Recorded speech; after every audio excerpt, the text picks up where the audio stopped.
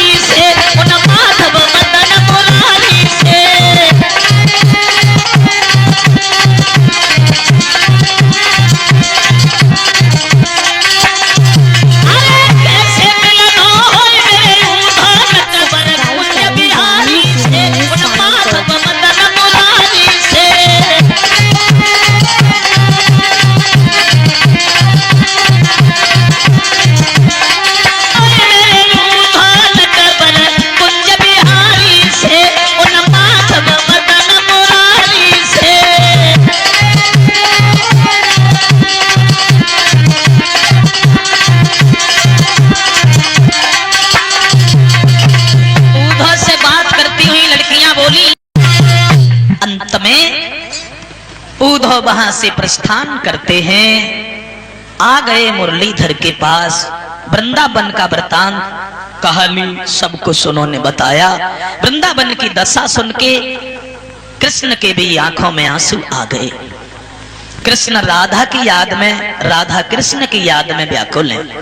आइए आगे बढ़ें। व्यास नंदन श्री सुखदेव जी ने कहा, द्वारका में जब रहने लगे हैं तो इनके बड़े भाई का विवाह हुआ, बलराम जी का। बलराम जी का विवाह किसके साथ हुआ? बोले आनर्त के पुत्र थे रेवतक, और रेवतक की लड़की थी रेवती।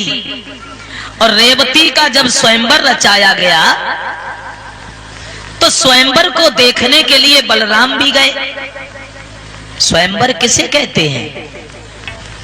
स्वयंवर कहते हैं जो लड़की स्वयं अपने वर को चुने, लड़की खुद अपने पति की तलाश करे, उसे कहते हैं स्वयंवर।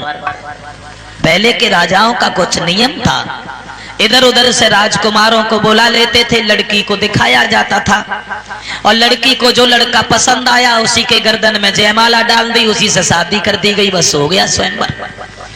इसे कहते थे स्वयंवर।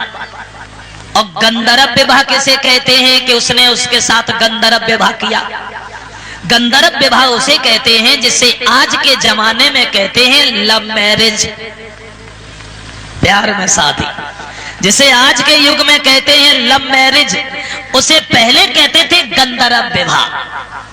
तो स्वयंवर किया, बलराम भी स्वयंवर को देखने गए। लड़की ने सबको छोड़ करके बलराम के गर्दन में जयमाला डाल दी और बलराम से शादी हुई। रेवती को साथ लेकर के बलराम द्वारिका में आए। बलराम का विवाह तो रेवती से हुआ। अब आ जाओ कृष्ण की शादी देखें कि भगवान कन्हैया का पहला विवाह कहां से हुआ और किस तरह से हुआ। भक्तजनों, कुंदनपुर के एक राजा हुए जिनका नाम था भीष्मक। भीष्मक, इनके घर में एक लड़की थी जिसका नाम था रुक्मिणी। और जब रुक्मिणी बहुत छोटी थी, जब बचपन में थी, तब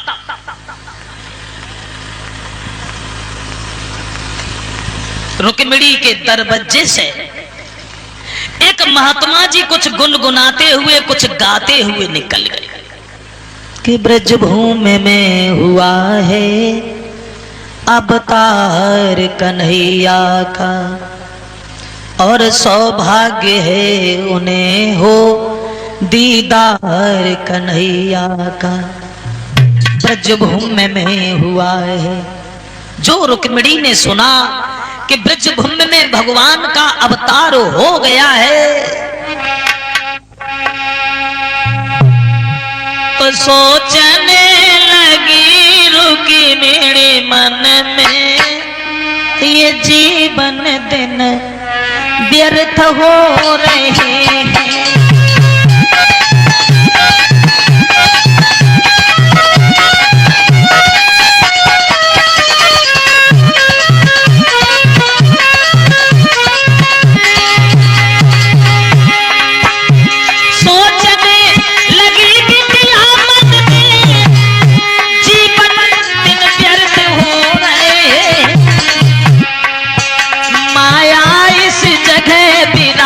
रही मायापति कहाँ सो रहे हैं।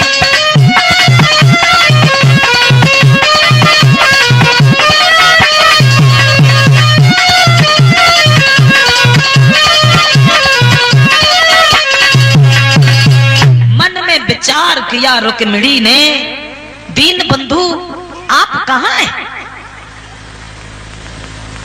बचपन में रुक्मिणी ने संकल्प कर लिया, मैं जब शादी करूंगी तो भगवान कृष्ण के साथ में, और अगर भगवान से शादी नहीं हुई तो मैं जीवन भर यूं ही बनी रहूंगी, उनकी भक्तन बन के गुजारूंगी, मगर शादी दूसरे से नहीं करूंगी। रुक्मिणी बचपन में चलते फिरते उठते सोते जागते कृष्ण का नाम उनके मुंह से निकलने लगा। धीरे धीरे आ गया वो दिन, रुक्मिणी जवान हो गई, शादी के लायक। और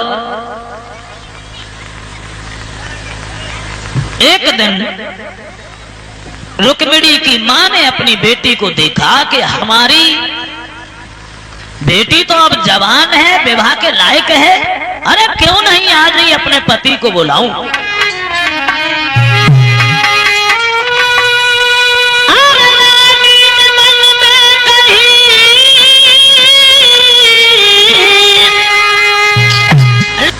तुम्हारा ध्यान उन्हें बहुत रहता है, तुम्हारी बातें तो वो हमेशा करते रहते हैं। राधा बोली दुख तो इसी बात का है उद्धव, बचपन से साथ साथ रहे, खेले कूदे पले बढ़े, लेकिन मैंने उनसे कभी कुछ नहीं कहा।